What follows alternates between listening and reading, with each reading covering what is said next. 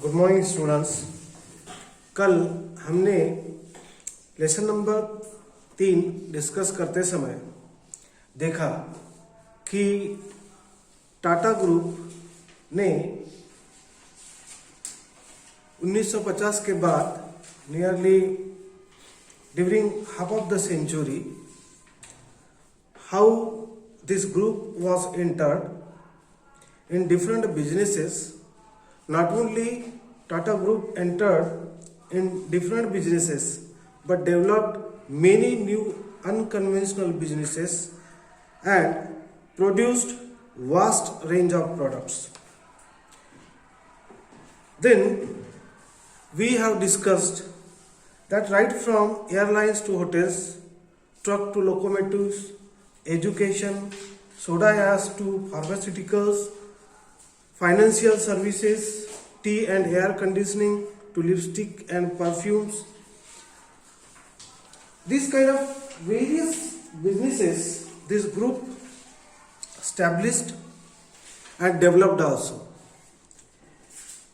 उसके बाद हमने देखा कि under the guardianship or under the patronship of JRD, how he strengthened the existing businesses or the established businesses which the group was established. He was the person who provided the strength like power sector, steel industries, hotels, and reached to this group on the international map. JRD was the person who developed the wealth of Tata Group from 60 crores to 10,000 crores up to 1990. Now, today we will discuss that what kind of leadership he was giving to his employees and how he was motivating, inspiring the employees of the organization or the group. According to JRD, leadership का मतलब होता है दूसरे को motivate करना. Okay, the today's topic is the leader and the motivator under the lesson number 3. So in this lesson JRD specifically says that leadership meant motivating others, means not only motivating or inspiring other people, but the leader must have the quality to lead the human beings with affection. सिर्फ inspiring या inspire करके नहीं चलेगा या inspiring personality होके नहीं चलेगा, तो उसने सारे उसके साथ में काम करने वाले लोगों को अपने साथ में प्यार से आगे लेके जाना चाहिए. इसीलिए हमने कई बार ऐसे टीवी चैनलों के ऊपर या न्यूज़पेपर में हमने देखा कि अभी जो एग्जिस्टिंग चेयरमैन है रतन टाटा, बहुत बार जब भी उसके एम्प्लॉयज़ तकलीफ में होते हैं या जब भी उनको ज़रूरत होती है, वो ये नहीं देखता कि वो एम्प्लॉय किस लेवल का है. डायरेक्टली ही goes to his home and support him. So this kind of attitude right from the chairmen who provided the patronship to this group up to the JRD, the same attitude they were having, and today also the existent chairman Ratan Tata is same kind of attitude. JRD was saying that as a chairman, my main responsibility is to inspire respect. sometimes referred to as the chairman's chairman. JRD हमेशा कहते थे कि मेरी जवाबदारी है कि लोगों को रिस्पेक्ट देना और लोगों से रिस्पेक्ट लेना, क्योंकि अगर आप चाहे वो एम्प्लॉय छोटा क्यों न हो या किसी बड़े ओहदे पर का एम्प्लॉय आपका क्यों न हो, लेकिन जब तक आप अपने एम्प्लॉय की रिस्पेक्ट नहीं करोगे, एम्प्लॉय आपके लिए दिल से काम नहीं करेगा। ठीक है, इसीलिए the chairman are the owner of any organisation are the owner of any industry must have the respect of his employee. He must respect to the skills or the talent of his employees. He must produce or make available the conducive atmosphere or the healthy atmosphere of working in the organization or in the industry, so that his employees would work or willingly work in that organization or the industry. He was saying he had adopted the conscious style of management, believing on majority is the law. बहुत बार हमने देखा कि industry में काम करते समय या किसी ऑर्गेनाइजेशन में काम करते समय जो मैनेजर लेवल के जो लोग होते हैं वो अपने आप को एक डिक्टेटर्स समझते हैं। अपने आप को इस तरह से वो पेश करते हैं एम्प्लॉय के सामने कि he is the sole person और he is the whole person of that particular organisation और the industry. But if such kind of people are in the institute or the organization or the industry, that institute cannot sustain for longer time. First thing, he must have the affection, he must have the care for the employees of his organization or the industry. ऐसा नहीं कि मैं बोलूं सो कायदा, मैंने जो बोला वही होना चाहिए. It may be possible that people or the employees who are working in the organization can have the great potential, can have the great skills, can have the good suggestions regarding anything. So the person who is having the authority of that organization must respect the skills or the talent of the employees. JRD कहते हैं कि when a number of persons are involved, I am definitely a conscious man.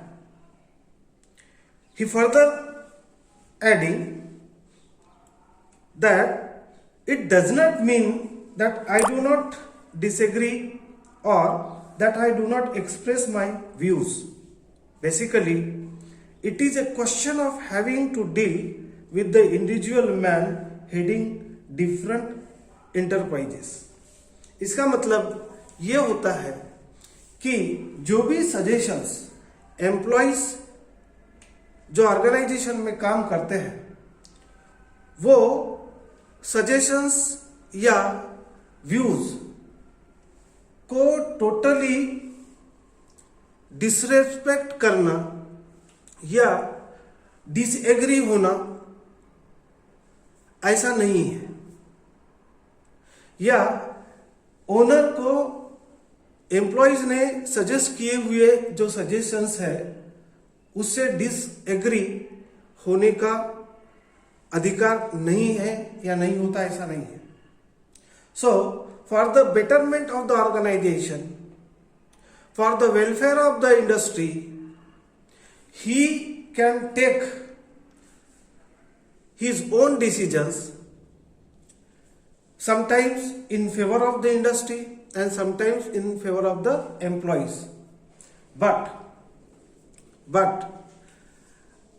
the employees who are in the majority of number, and if they are suggesting some suggestions, then it is the moral responsibility on the part of the owner or the chairman of that particular organization that he should receive the suggestions, he should receive the respect of the employees. Basically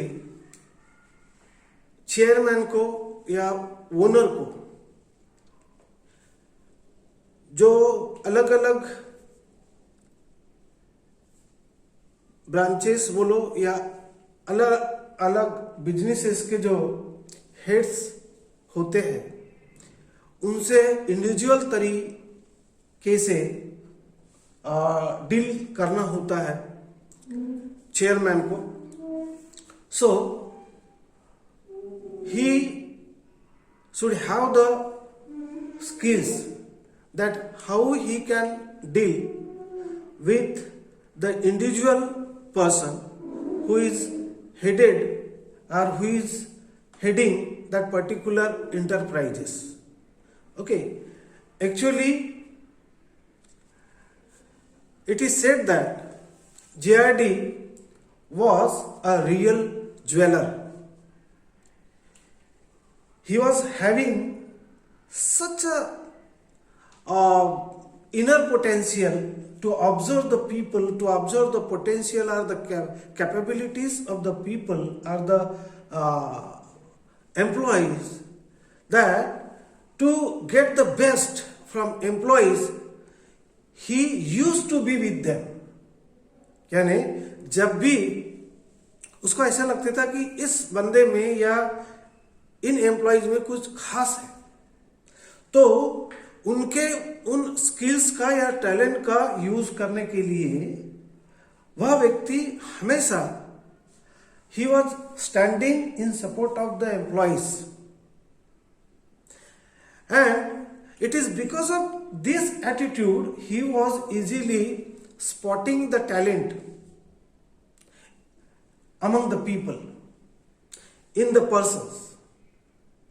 And it is because of this attitude, this group, right from the beginning up to this time, is making new kind of history in the businesses, not only in India but also in international level also. As I had told you, it was the Tata Group who bought the Range Rover company. It was the Tata Group who bought the Ford company. It was the Tata Group who bought 10 rival cement companies and made one associated cement company. So this kind of long visionary attitude the chairman of the Tata Group is keeping, and that is why this group is still surviving in the Indian society and in international level आसो. तो हम JRD की बात कर रहे थे कि JRD Tata group का वो फ्यूचर विजनरी चेयरमैन था कि एम्प्लॉयज के टैलेंट को बहुत ही आसानी से वो परख लेते था.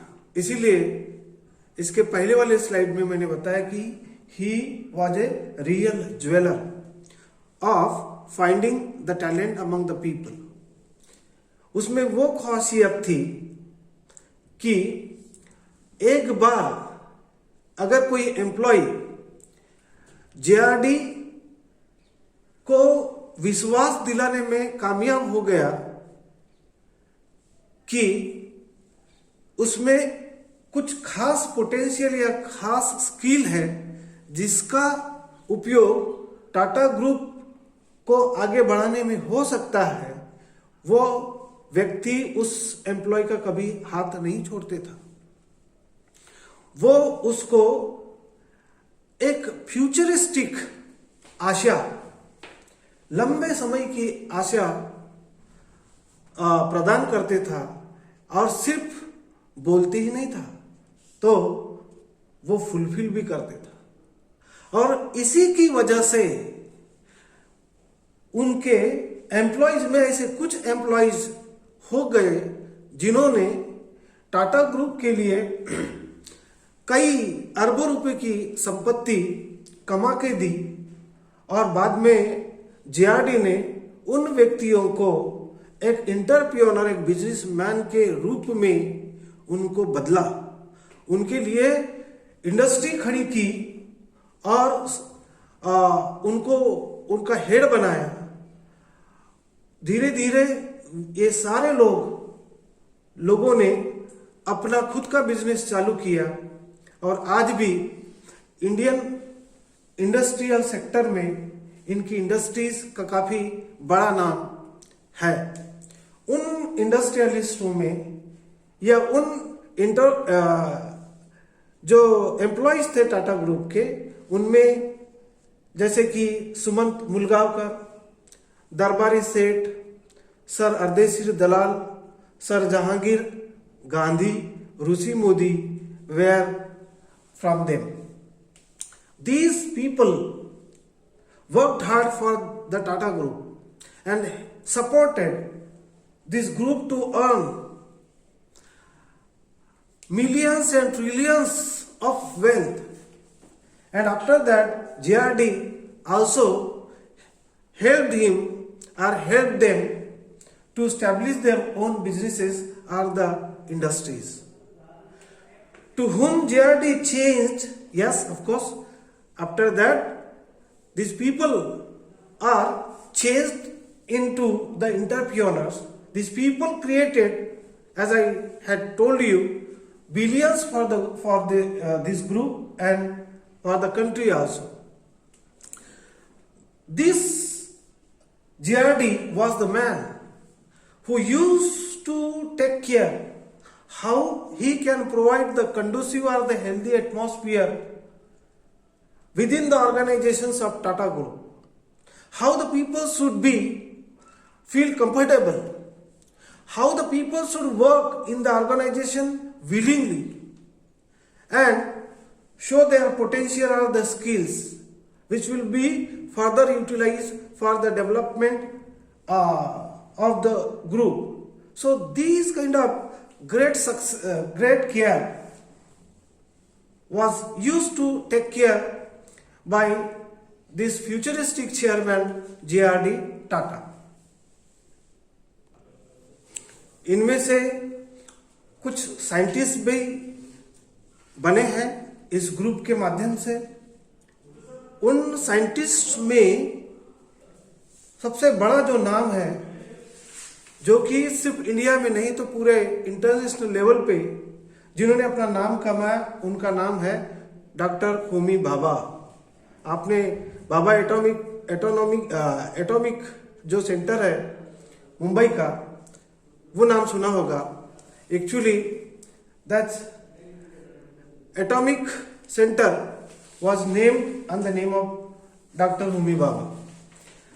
उसके बाद कुछ नामी लॉयर्स इस ग्रुप ने निर्माण किए। उनमें से नाम आता है जेडी चौकसी का और नानी पालखीवाला का। इसमें से कुछ इकोनॉमिस्ट हो चुके हैं, जैसे कि John Mathai, A D Shroff, D R. Pendse and Freddie Mehta could flourish under the patronship or with the support of JRD Tata. Actually, Tata's interest was in technology. Well, so in 1950 and 1960 especially, GRD gave support to Tata Steel and Tata Chemicals to innovate in their fields.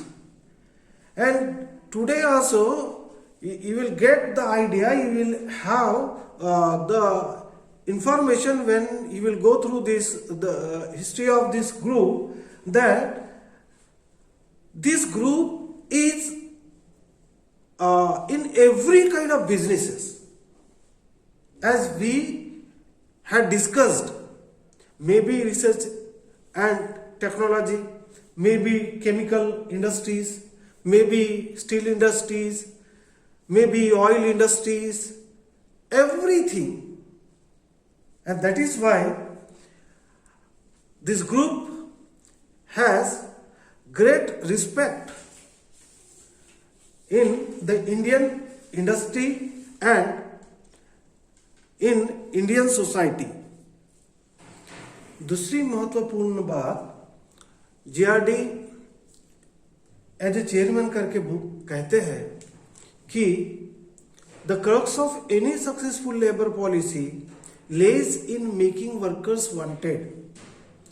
इसका मतलब ये होता है कि किसी भी industry या किसी भी ऑर्गेनाइजेशन में जो उसकी जो लेबर पॉलिसी होती है, वो लेबर पॉलिसी इस तरह से होनी चाहिए कि वहां काम करने वाले जो एम्प्लॉयज हैं उनमें वो काम करने की विलिंगनेस आना चाहिए। और विलिंगनेस कब आएगी? जब अच्छा एटमॉस्फियर, अच्छा माहौल जो है उस कंपनी में रहेगा। अगर एम्प्लॉयज की केयर की जाएगी, not only in terms of money but all sorts of care, तो डेफिनेटली कि जो एम्प्लॉयज काम करते हैं किसी भी इंडस्ट्री में या ऑर्गेनाइजेशन में, वो पूरे तहे दिल से अपनी सारी स्किल्स और पोटेंशियल को लगा के वो काम करेंगे। लेकिन यहाँ ये बहुत ही दुख के साथ में कहना पड़ता है कि आज की जो मॉडर्न इंडस्ट्री पॉलिसीज है, इन मॉडर्न इंडस्ट्रियल पॉलिसीज में ये चीज के हमको कई सारे लूपहोल्स दिखते हैं या इसमें हमको ड्रॉबैक्स दिखते हैं, क्योंकि इंडस्ट्रीज और जो ऑर्गेनाइजेशंस होते हैं आज के, वहां लेबर को फोर्सफुली काम कराया जाता है या उनसे फोर्सफुली काम कराया जाता है, देना कम और काम कराना ज्यादा। They are actually in such organization, employees are like a cog in a soulless machine।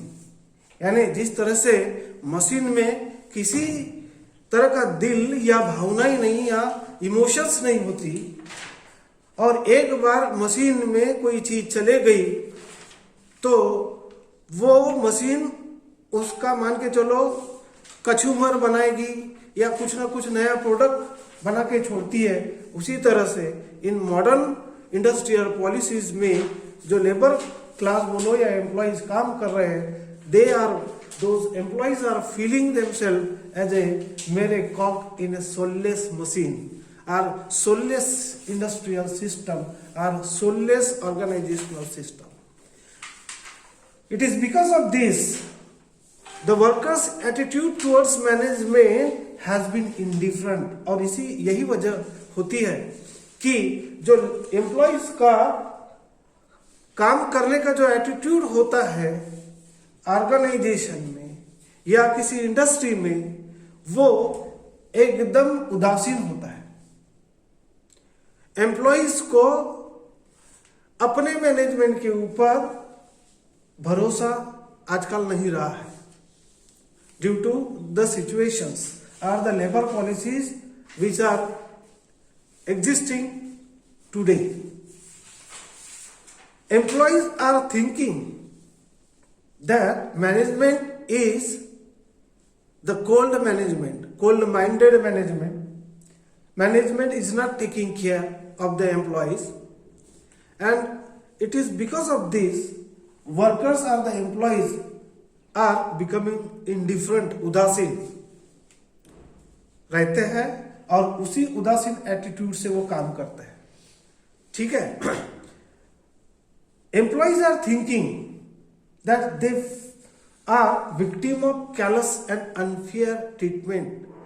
बहुत ही क्रूर सिस्टम के वो गुनहगार कहिए अपने आप को मानते हैं, और they are treating also badly by the higher authorities of the organisation और ऑफ द इंडस्ट्रियल सिस्टम। यही एक वजह है जिसकी बदौलत जो एम्प्लॉयज होते हैं वो अपने मैनेजमेंट बॉडी बोलो या जो एम्प्लॉयर्स होते हैं उनको अपना दुश्मन समझती है, और इस तरह के एटीट्यूड का आगे जो रिजल्ट निकलता है वो रिजल्ट होता है डिस्प्यूट में, यानी यूं कहिए मैनेजमेंट एंड एम्प्लॉयज डिस्प्यूट। वजह disbelief among each other, and why the disbelief is generating among them, it is because of the careless attitude of the management. Employees are becoming indifferent while working in the industry or in the organization. It is because of this attitude Tata Group has made a unique labor policy, has the unique system for taking care of the employees who were working in different industries in the Tata Group.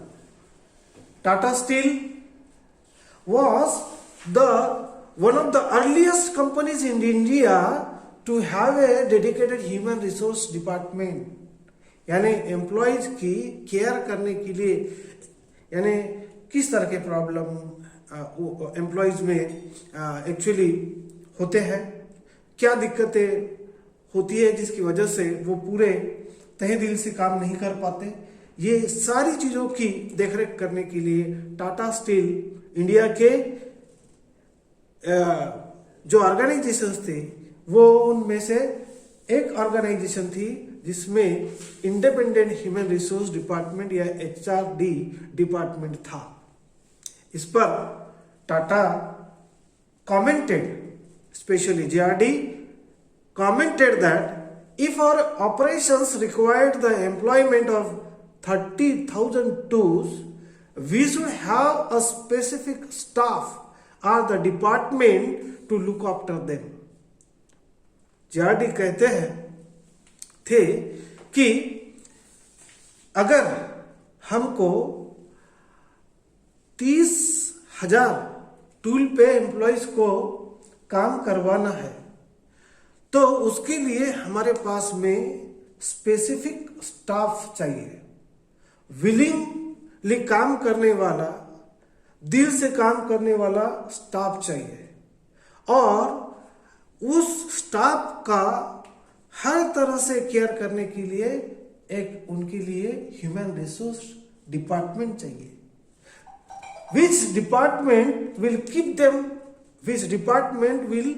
keep them pleasant. Okay. Similarly, in HRD department, there should be staff who will keep those 30,000 tools to repair. If there would be some tools for replacement, of course, these tools will be replaced. When necessary, maintain their efficiency.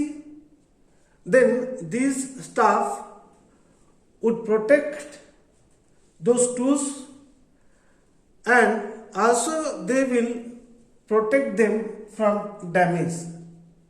So in this way, efficiency in machines, efficiency in employees, was taken care by this department, human resource department, which was developed by Tata Steel in those days.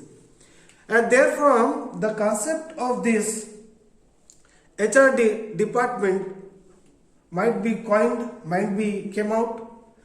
Now in every organization and industry, this kind of department is established who is taking care of the employees and their needs, their facilities. JRD कहते थे कि अगर एक organisation में, industry में if 30,000 people are working with one mind and soul of their own, then there should be a separate department to deal with the problems of those employees or the people. So this kind of beautiful attitude JRD was having, and people also were dying to work in this group even today itself.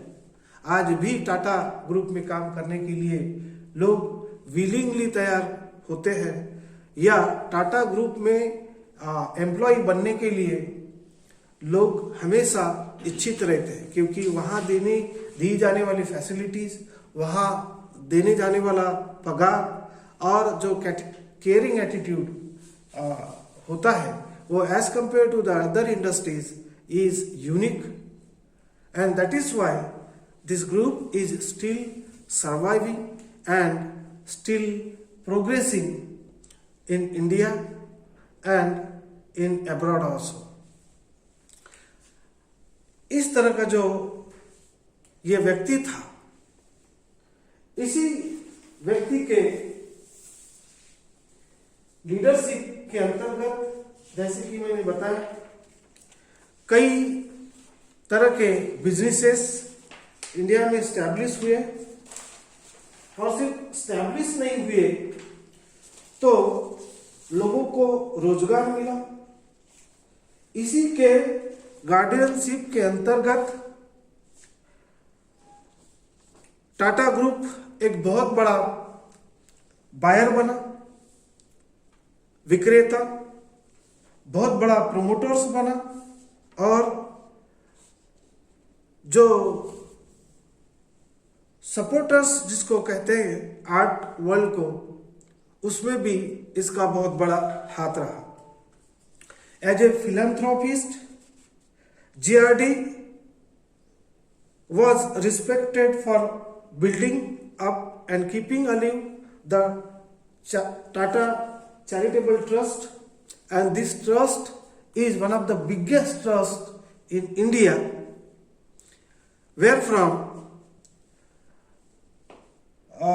the working is going on or is still going on, and the policy कि जो कुछ लोगों से कमाया जाता है वो लोगों के उत्थान के लिए या लोगों के वेलफेयर के लिए खर्चा किया जाता है। इस तरह से टाटा ग्रुप ने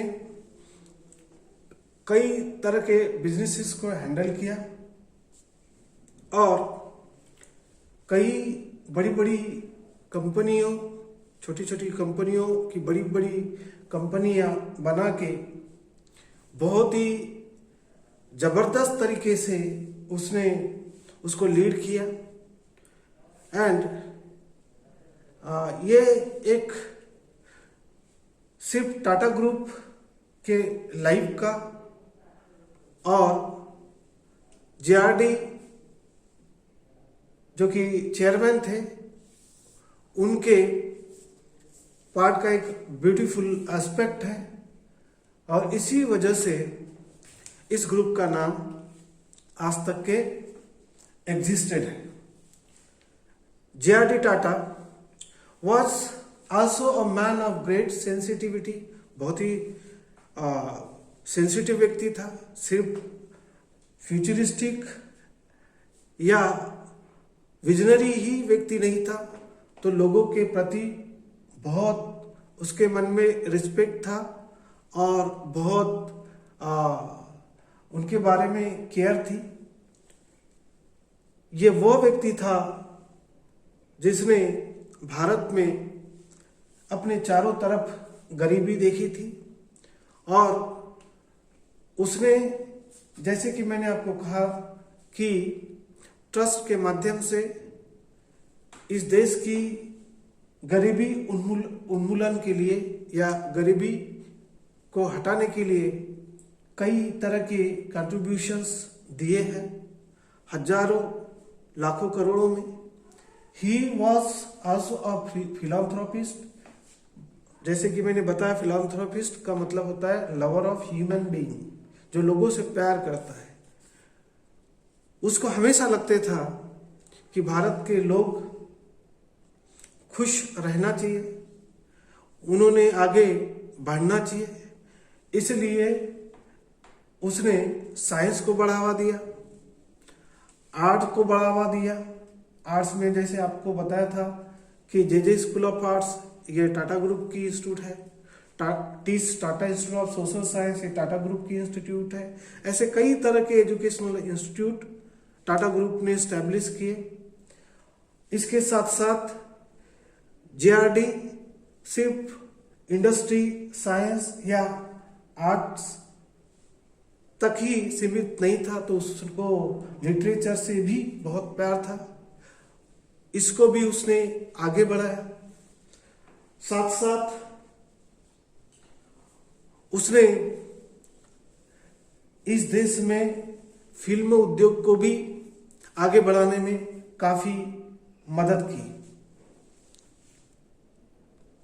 Then this great man was died in Geneva।